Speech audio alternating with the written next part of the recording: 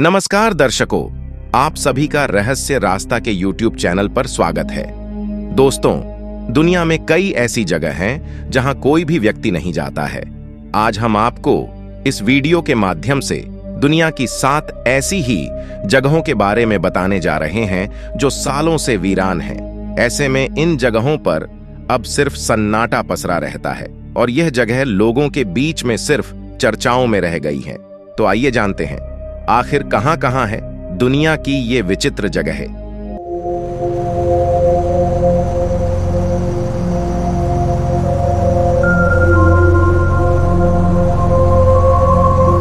Number 7, Bangkok के जंगलों के बीच बसा वीरान घर। खूबसूरत जंगलों के बीच छिपा है गहरा राज। एक रात भी नहीं ठहर पाता कोई। कुछ जगहें ऐसी होती हैं जिनके पीछे का रहस्य इतना गहरा होता है कि हम सिर्फ उसकी कहानियां ही सुनते हैं। ऐसी ही एक जगह खोज निकाली है एक ट्रैवल एक्सप्लोरर ने। ये जगह दिखने में जितनी वीरान है उतना ही डरावना इसका इतिहास है। 40 साल के एक्सप्लोरर डैक्स वॉर्ड ने ये जगह थाईलैंड में ढूंढ निकाली है। बैंकॉक के प्राचा उतित में डॉक्स वॉर्ड को ये जगह जंगलों के बीच मिली है। बताते हैं कि 1997 में एशिया में क्राइसिस के बाद यहां आधे अधूरे घरों को यूं ही छोड़ दिया गया था और पिछले 24 सालों में कोई नहीं आया। क्या है डार्क हिस्ट्री यहां की? यूं तो आर्थिक हालात के चलते यहां के घर अधूरे ही छोड़ दिए गए। फिर भी इस जगह पर लोग कभी कभार तो आते थे। यहां से लोगों का वास्ता तब टूटा जब 20 साल पहले इसी जगह एक लड़की के रेप के बाद हत्या कर दी गई थी। यूनिवर्सिटी में पढ़ने वाली लड़की को यहां लाकर रेप के बाद बेहद निर्ममता से मारा गया था। उसका चेहरा कुचला हुआ था, जबकि शरीर को इतनी बुरी तरह पीटा गया था कि पहचानना भी मुश्किल था। इस घटना के बाद लोगों ने बताया है कि लड़की की आत्मा कई बार यहां भटकती हुई देखी गई। यहां तक कि एक टैक्सी ड्राइवर ने यह तक बताया कि शहर से एक बार उसने एक लड़की को यहां लाकर छोड़ा था। उसने पैसे दिए और टैक्सी से उतरकर वो गायब हो गई। इस जगह पर आकर ही होती है बेचैनी। डैक्स ने बताया कि वे अपनी जिंदगी में तमाम ऐसी जगहों पर गए हैं, लेकिन ये जगह काफी बेचैन करने वाली है। यहाँ क्या हुआ है ये न जानने के बाद भी यहाँ आकर कुछ अजीब लगता है। उनका कहना है, हो सकता है कि कोई इन घरों में रात में आता हो, लेकिन यहाँ रात तक रुकने का बिल्कुल भी मन नहीं करता। यहाँ पड़े हुए अधूरे घरों में भी अलग वाइब्स आती हैं। ज्यादातर घरों में पेड़ों की टहनियां घुसी हुई हैं और कुछ में पेड़ उग आए हैं। इन घरों में गंदगी और मकड़ियों के जालों का साम्राज्य पसरा हुआ है। कई कारणों से यहाँ आने की हिम्मत कोई नहीं कर पाता, खासकर रात के अंधेरे में। नंबर 6, इटली का वीरान द्वीप। इस द्वीप पर जिंदा जला दिए गए थे 1,60,000 लोग। आइलैंड का रहस्य जानने गए लोग भी नहीं आए वापस। इटली में स्थित एक ऐसा द्वीप है जहां पर जाने वाला कभी वापस नहीं आया। इस द्वीप पर आए दिन रहस्यमयी घटनाएं घटती हैं। इसके कारण द्वीप की पूरी दुनिया में चर्चा होती है। यह रहस्यमयी द्वीप इटली के वेनिस शहर और लिडो के बीच वेनेशियन खाड़ी में स्थित है। रिपोर्ट्स के मुताबिक कई लोगों ने इस द्वीप के रहस्य को सुलझाने की कोशिश की, लेकिन किसी को सफलता नहीं मिली। सबसे हैरान करने वाली बात यह है कि जो भी शख्स द्वीप पर गया जिंदा लौटकर नहीं आया। इसके कारण इटली की सरकार ने इस रहस्यमयी द्वीप पर किसी के भी जाने पर रोक लगा दी है। बताया जाता है कि सैकड़ों सालों पहले इटली में प्लेग महामारी फैली हुई थी। इस महामारी ने खौफनाक रूप धारण कर लिया था। उस समय इस महामारी का कोई इलाज नहीं था। इसकी वजह से यहाँ की सरकार चिंतित थी। सरकार को इस बीमारी के फैलने का डर सता रहा था। इसके कारण सरकार ने करीब 1,60,000 लोगों को इस द्वीप पर जिंदा जलवा दिया था। इसके बाद यहाँ पर काला बुखार नाम की बीमारी भी फैलने लगी। इसके बाद सरकार ने फैसला किया कि इन लोगों के शव भी इसी द्वीप पर दफना दिए जाएं। तब से ही स्थानीय लोग इस द्वीप को शापित मानते हैं। बताया जाता है कि जलाए गए लोगों की आत्माएं आज भी यहाँ पर भटकती हैं। कई लोगों ने यहाँ पर आत्माओं को देखने का दावा किया है।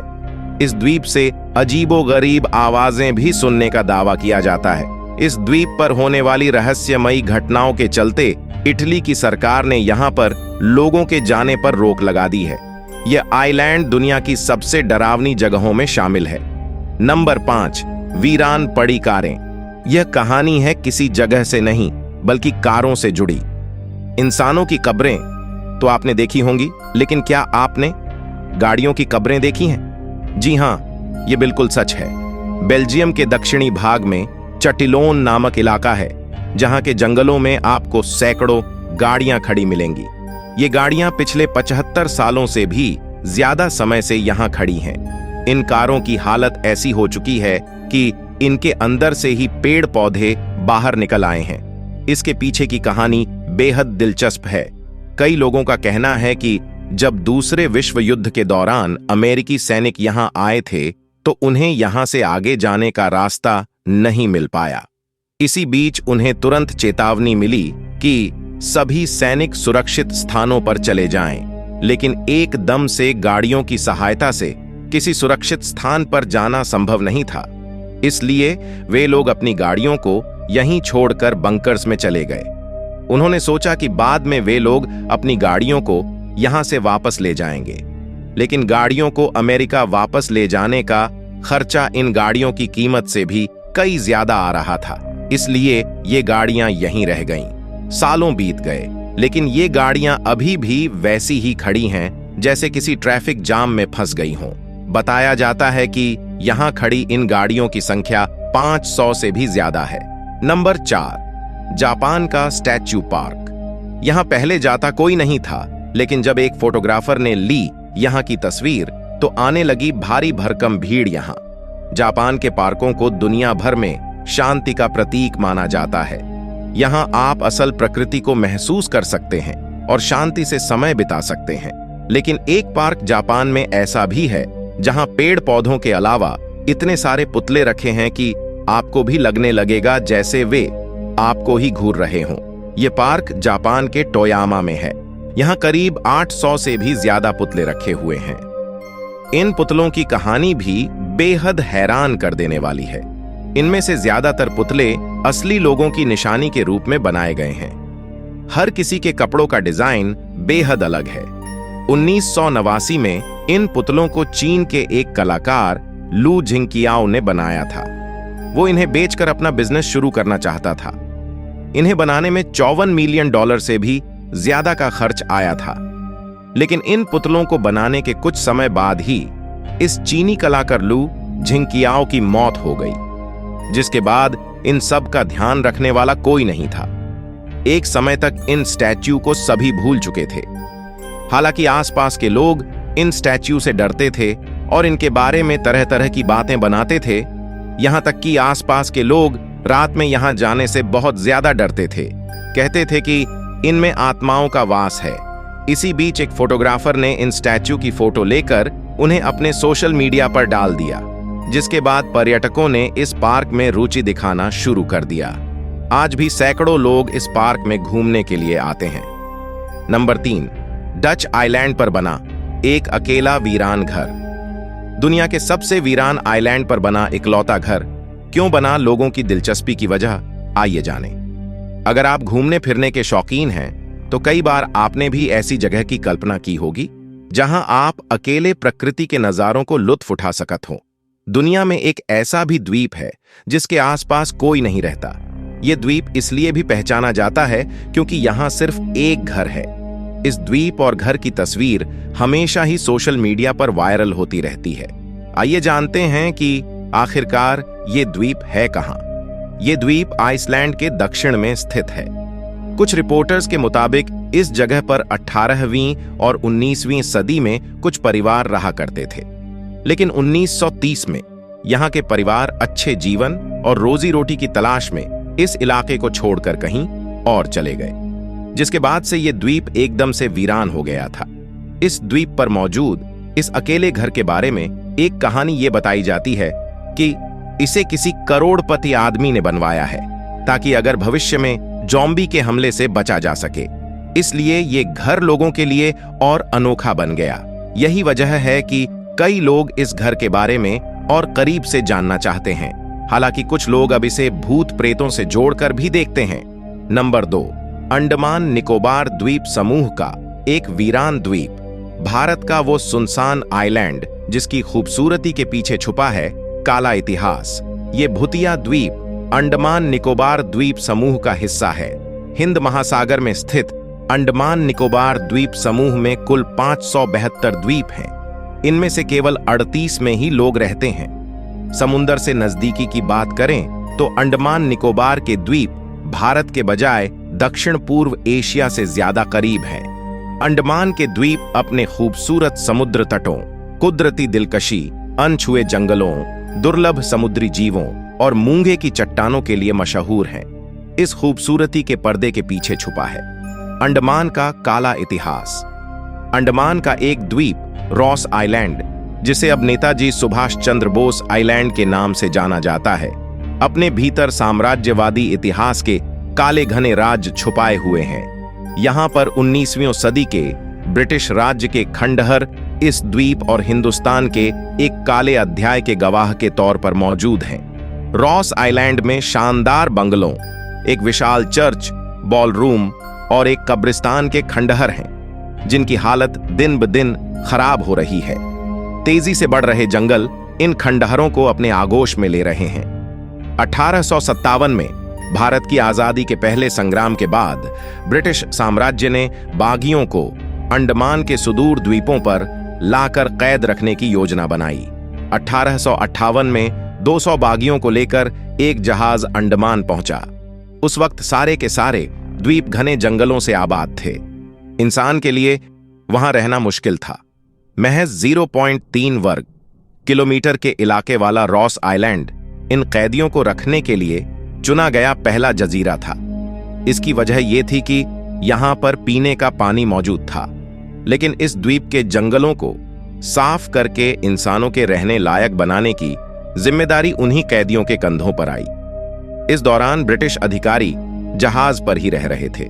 धीरे धीरे अंग्रेजों ने अंडमान में और राजनैतिक कैदियों को लाकर रखना शुरू कर दिया और जेलें और बैरकें बनाने की जरूरत पड़ी। इसके बाद ब्रिटिश अधिकारियों ने रॉस आइलैंड को अंडमान का प्रशासनिक मुख्यालय बनाने की ठानी। बड़े अफसरों और उनके परिवारों के रहने के लिए रॉस आइलैंड को काफी विकसित किया गया। अंडमान के द्वीपों पर बहुत सारी बीमारियां फैलती रही थीं। इससे अंग्रेज अधिकारियों और उनके परिजनों को बचाने के लिए रॉस आइलैंड में बेहद खूबसूरत इमारतें बनाई गईं। शानदार लॉन विकसित किए गए, बढ़िया फर्नीचर से बंगले आबाद हुए, टेनिस कोर्ट भी बनाए गए।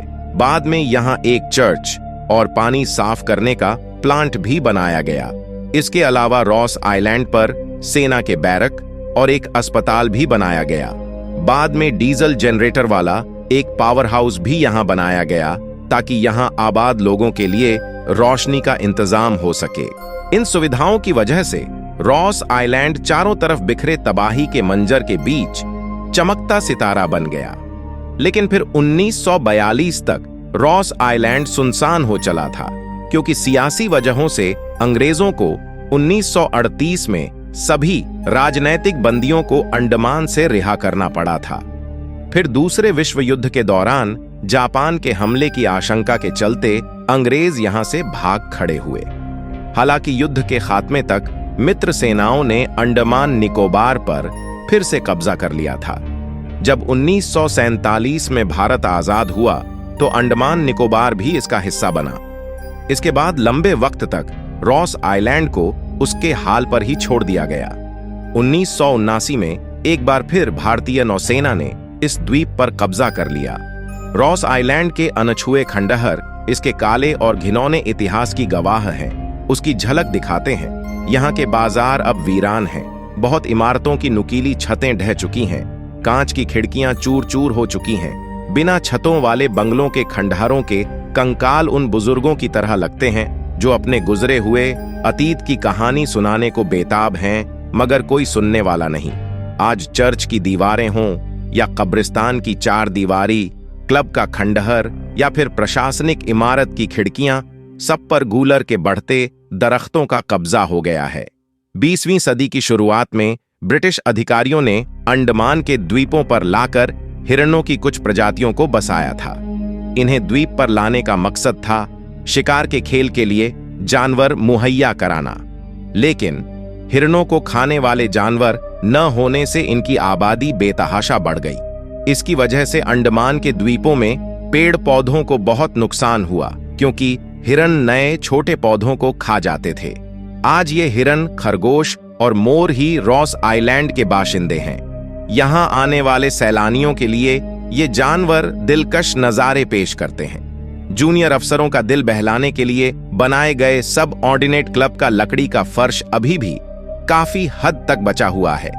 एक दौर ऐसा रहा होगा जब यहाँ गीत संगीत की धुनों पर लोग थिरकते रहे होंगे, लेकिन आज सिर्फ परिंदों की चहचहाहट ही यहाँ के खंडहरों के बीच गूंजने वाली इकलौती आवाज है। अंडमान में काले पानी की सजा वाली जेल को बंद हुए 8 दशक से ज्यादा वक्त बीत चुका है। इसके साथ ही भारत के इतिहास के एक काले अध्याय पर भी पर्दा गिरा था। आज रॉस आइलैंड के खंडहर उस गुजर चुके काले इतिहास के दाग के तौर पर हिंद महासागर में मौजूद हैं। ये हमें उस भविष्य को दिखलाते हैं जब इंसानी सभ्यता का खात्मा हो जाएगा और कुदरत उन इलाकों पर दोबारा अपना हक जमाएगी जो कभी मानवता के लिए अहम ठिकाने थे। नंबर 1, चीन का वीरान शहर। एक ऐसा शहर जिसे करोड़ों की लागत लगाकर बसाया गया था, लेकिन आज है ये पूरी तरह से वीरान। चीन के इनर मंगोलिया में दुनिया का सबसे बड़ा घोस्ट टाउन है। इस शहर का नाम है ऑर्डोस कंगबशी। इस शहर को चीन के टॉप वास्तुविदों ने बड़ी मेहनत से बनाया। यहाँ इमारतों के साथ बाजार, स्टेडियम और जिम तक तैयार हुए। कुल 3 लाख लोगों के रहने की यहाँ व्यवस्था हुई, लेकिन केवल 70,000 लोग ही यहाँ आए। वे भी जल्दी ही अज्ञात वजहों से शहर छोड़कर भाग गए। शहर पूरी तरह से खाली हो गया। अब ये शहर दुनिया का सबसे बड़ा भूतिया शहर कहलाता है। आज की वीडियो में बस इतना ही। आशा करते हैं आपको आज की वीडियो में दी गई जानकारियां अच्छी लगी होगी। इसलिए इस वीडियो को लाइक करें, शेयर करें और हमारे चैनल को भी सब्सक्राइब करें। चलिए अब मिलते हैं आपसे अगली वीडियो में। धन्यवाद।